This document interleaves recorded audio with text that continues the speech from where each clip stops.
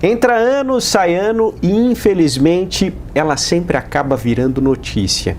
Eu estou falando da dengue, uma doença altamente incapacitante que pode colocar em risco a vida das pessoas e que é transmitida por um mosquitinho, o Aedes aegypti. Para falar sobre o panorama da dengue aqui em nossa cidade, também para trazer informações sobre a prevenção e o combate à doença, nós estamos recebendo nesta edição do Câmara Entrevista a médica infectologista doutora Priscila Paulin. Doutora, muito obrigado por ter aceitado o nosso convite, viu? Eu que agradeço. Olá a todos os telespectadores, é um prazer estar aqui falando de uma das doenças infecciosas mais importantes. Bom, a doutora Priscila Paulin, ela é médica infectologista, atua na rede municipal de saúde, ela atua também na Santa Casa, no Hospital Amaral Carvalho e é professora da Faculdade de Medicina aqui do município. Bom, doutora Priscila, eu gostaria de começar esse nosso bate-papo pedindo para a senhora trazer o panorama da dengue aqui no nosso município nesse finzinho de primeiro semestre e também qual a perspectiva para o segundo semestre. De acordo com os boletins divulgados pela Prefeitura, a gente percebe que os casos de dengue estão numa curva ascendente, estão em alta.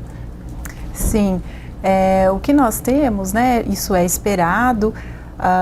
Estamos num outono ainda quente, então esse calor favorece a manutenção dos casos. Nós temos alguns dados atualizados até o dia 22 agora de maio, em torno de 410 casos confirmados, né, por exame clínico, então casos mesmo de dengue. Alguns casos ainda em investigação, que nós falamos na vigilância epidemiológica, mais de 300 casos ainda aguardando exames, resultados em investigação. Então podemos ter no próximo boletim mais número de casos confirmados, né? Então a gente tem uma perspectiva de que no segundo semestre comece a cair o número de casos. Então, como a senhora disse, enquanto a temperatura estiver alta, que é esse momento que a gente está vivendo, né, um outono com as manhãs mais frias e as noites mais frias também, mas aquele período do dia, né, o período total do dia, diríamos assim, quente ainda, isso favorece a proliferação do mosquito, que é o vetor que transmite a doença?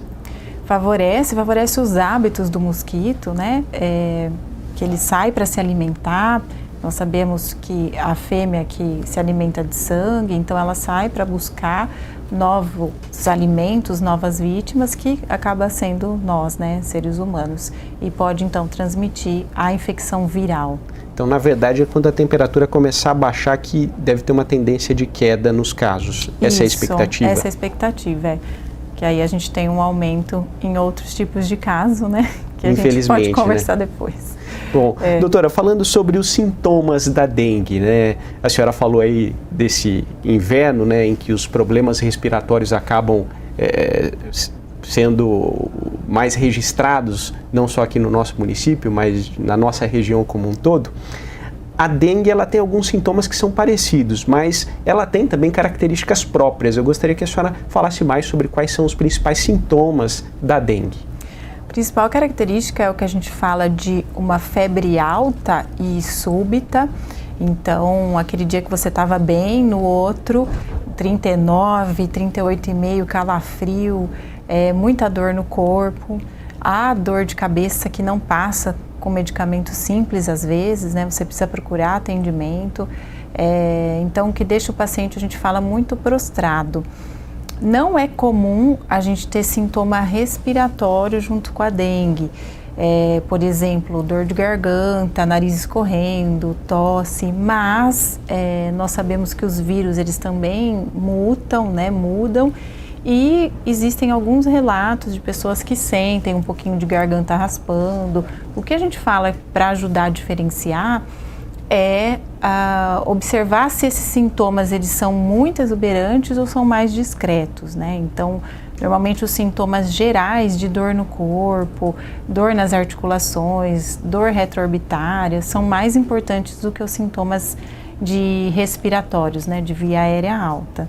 E a partir de que momento a pessoa sentindo esses sintomas que a senhora relatou, que ela deve buscar, por exemplo, uma unidade de saúde, buscar um médico? Num primeiro momento, como eles são sintomas intensos, a febre alta, a dor no corpo, a maioria das pessoas acaba procurando para alívio sintomático mesmo, né?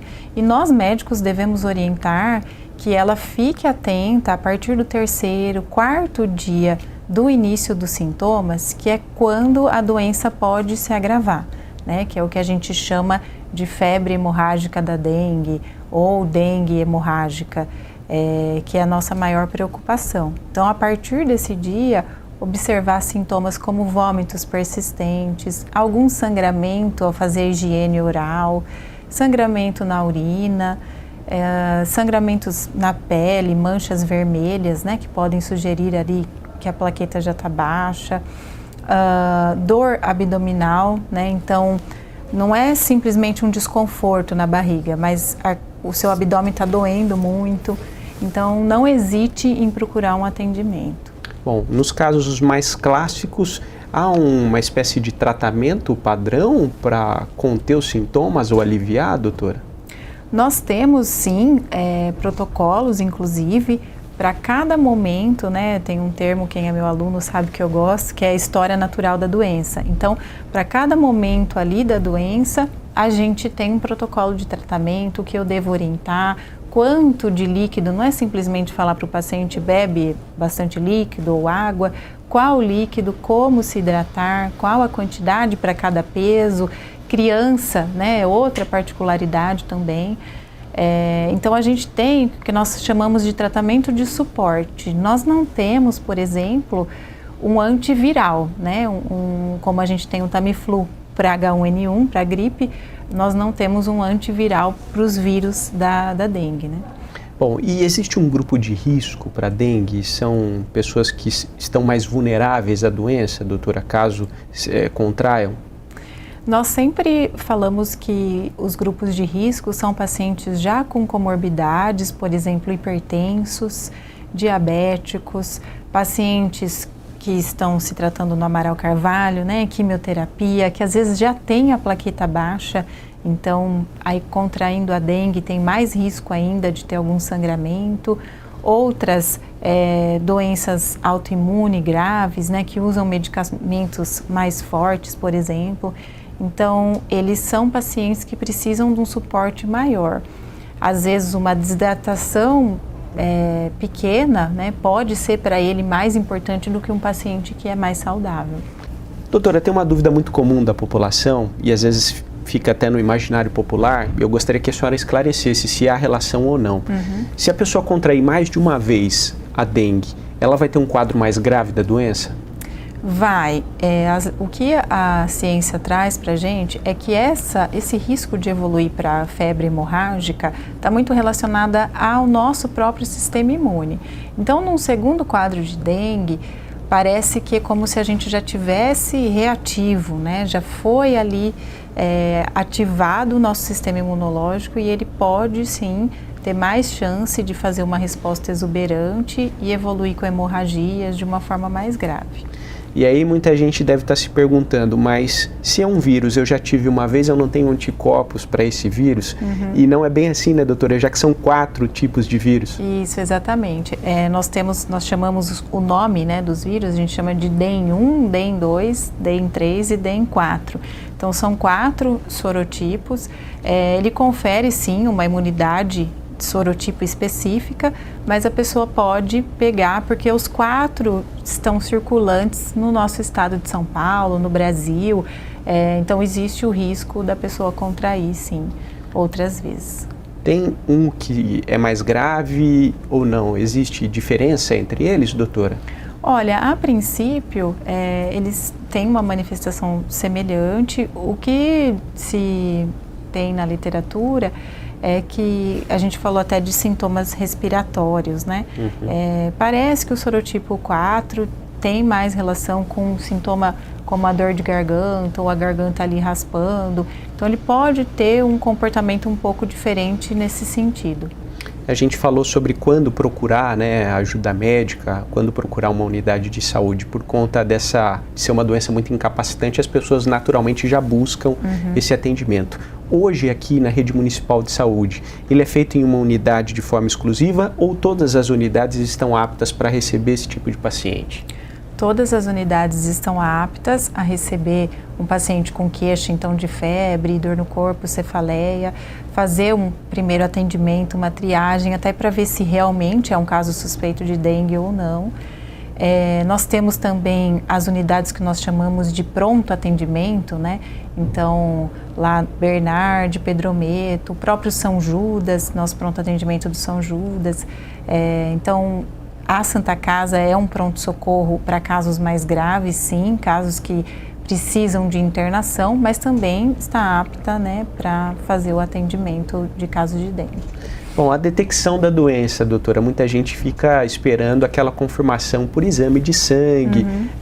Isso é realizado na rede municipal? Como é que é feito? Qual que é o procedimento? Até porque muitas vezes o médico só pela parte clínica, né, só olhando ali os sintomas do paciente já consegue identificar e seguir com alguns procedimentos.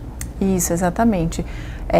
Isso que você falou, nós temos o que nós chamamos de critério clínico e epidemiológico. Então, eu sei que nesse momento eu estou vivendo um momento epidemiológico para muitos casos de dengue e o paciente clinicamente preenche critérios. Muitas vezes a gente não precisa de exames complementares para provar que é dengue.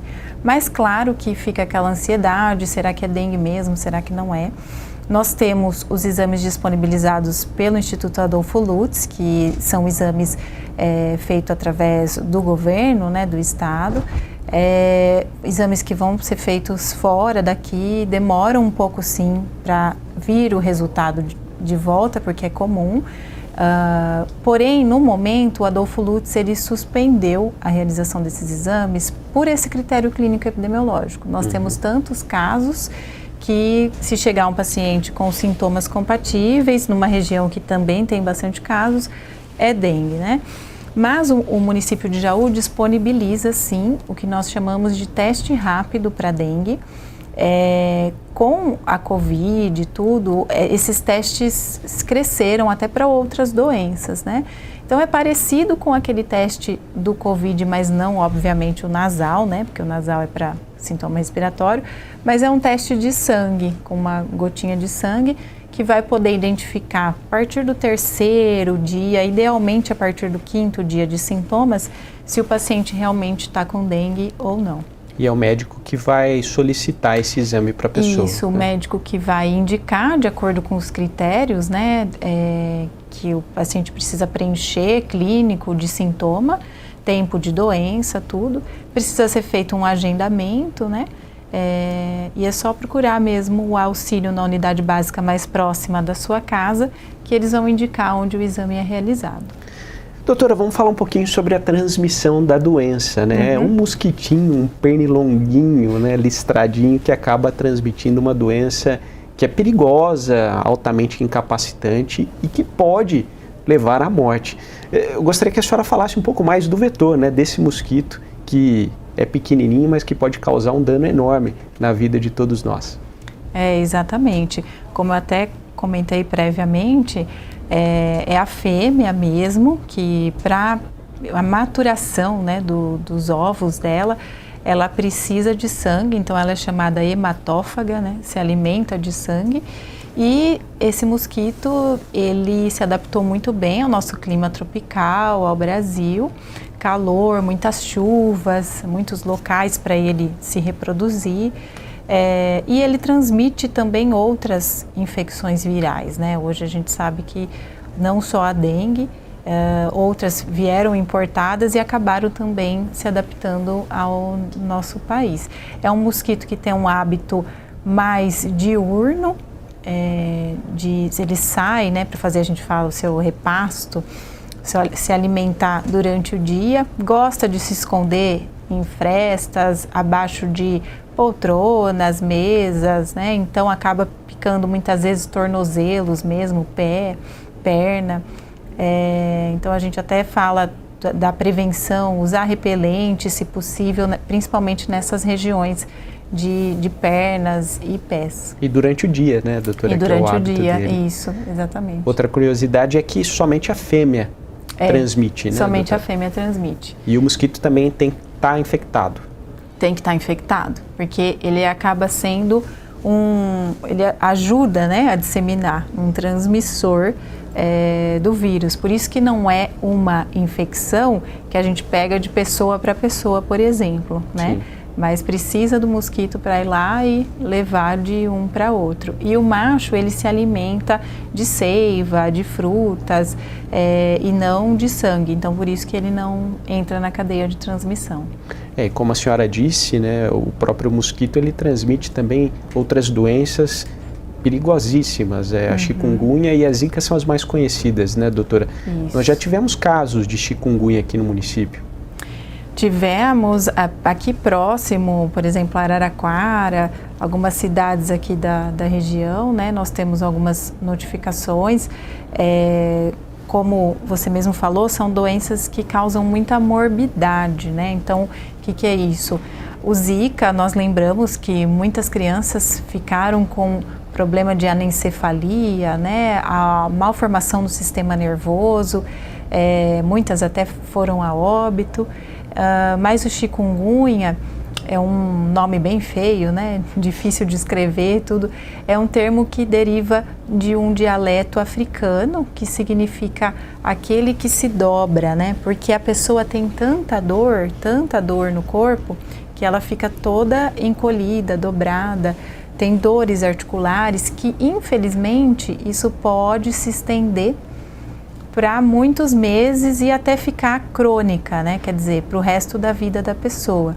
Então, a gente fala que são doenças que, prevenidas com atos simples, a pessoa não ficaria com essas sequelas aí para a vida toda, né? Ou seja, a dengue ela é mais letal, porém essas outras duas doenças elas causam um transtorno prolongado na vida da pessoa. E a senhora falou aí da questão da prevenção, né? A gente sempre reforça, as pessoas estão cansadas de ver na TV, de cuidado com água parada. Esses cuidados são sempre importantes para evitar o criadouro do mosquito, né? Se a gente conseguir evitar a reprodução, o índice deve cair de transmissão da doença. Exatamente. O Brasil já conseguiu no passado distante, mas erradicar o Aedes aegypti. Hoje já não se tem essa perspectiva, ele se adaptou muito bem, a gente sabe que é um país muito grande, com muita chuva, mas são pequenos hábitos. Por exemplo, se você perguntar para o seu filho pequeno, né, jogue o lixo no lixo.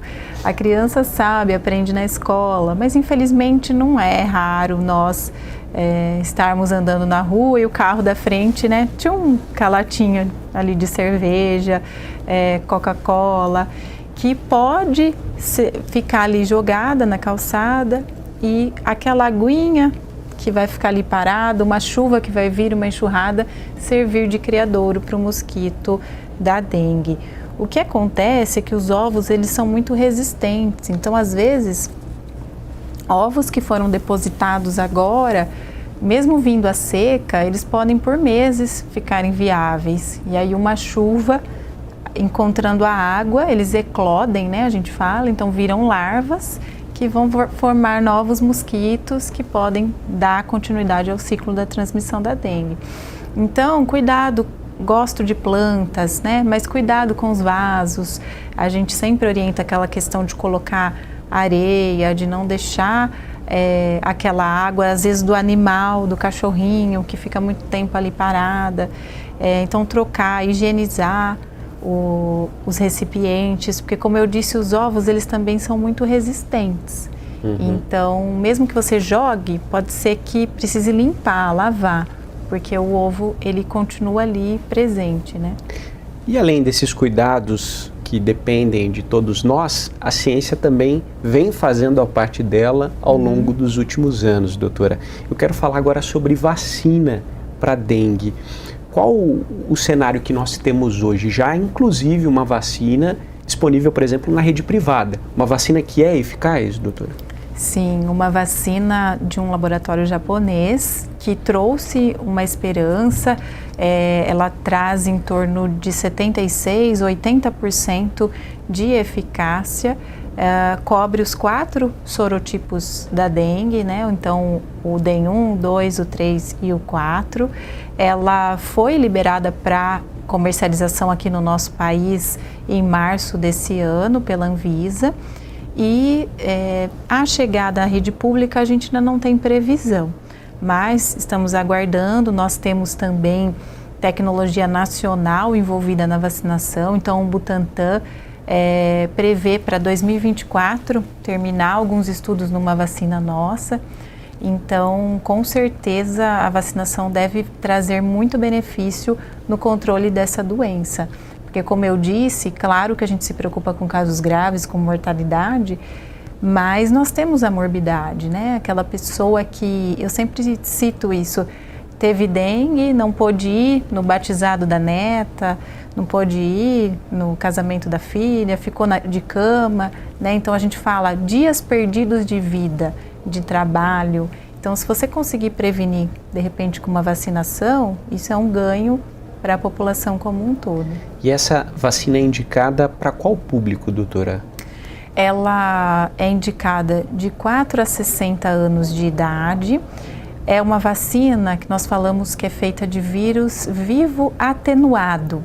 O vírus, ele foi ali, ficou meio bobinho, né? Foi meio machucadinho, para não causar a doença, mas provocar o seu sistema imunológico para ele ter defesa. Então, por esse detalhe, ela não pode ser administrada em pacientes com imunidade muito baixa. Quem faz uma quimioterapia, quem toma remédios para doenças autoimunes, né? Então, ela estaria contraindicada para esse público. São 2 doses, uma dose que a gente chama de dose 0, né? E outra, um reforço daí 3 meses. Importante deixar bem claro, para quem não sabia que já existia essa vacina, nós tivemos também uma vacina no passado, mas que diríamos que não deu certo, não se adaptou muito bem, tivemos alguns casos. Eu gostaria que a senhora explicasse isso. Não é a mesma vacina, é outra completamente diferente, de outro laboratório, inclusive. Isso, exatamente. Essa anterior é de outro laboratório. Na verdade, ela tinha uma eficácia menor também. E para que ela fosse eficaz, ela dependia do fato da pessoa já ter tido dengue. Então, isso atrapalhava um pouco. Você vai procurar uma vacina e tem que fazer um exame antes para saber se você já teve dengue. Então, isso também atrapalhou um pouco a vacina, chama, né, Denvaxia, de pegar, né, de entrar para o mercado. Mas foi a primeira, né, foi a precursora de vacinação de dengue, que já havia muitos anos pesquisas nesse campo para tentar se desenvolver mais uma arma aí para prevenção dessa doença. Bom, então vamos reforçar para o pessoal de casa, vou até olhar aqui para essa câmera. Nós temos agora então uma vacina nova que chegou aqui ao Brasil em março deste ano, né, doutora? E que de fato tem uma eficácia grande para prevenir e evitar esses casos de dengue. E a perspectiva é que no futuro, com o Butantan na jogada, nós tenhamos isso também na rede pública, né? Essa é a esperança. Isso, por enquanto, então, a vacina só nas redes particulares, né? Nas clínicas particulares que nós temos disponível. Bom, vamos aguardar e esperamos que muito em breve nós tenhamos essa vacina disponível também para todos na rede pública de saúde. Isso. Doutora, eu quero mais uma vez agradecer a sua presença aqui, a sua disponibilidade, abrir espaço agora para suas considerações finais, o que a senhora achar importante transmitir para a população jauense. Eu que agradeço o convite. Quem me conhece um pouquinho sabe que é sempre um prazer trazer informação, falar, tirar dúvidas de doenças infecciosas, que é o campo da medicina que eu me apaixonei.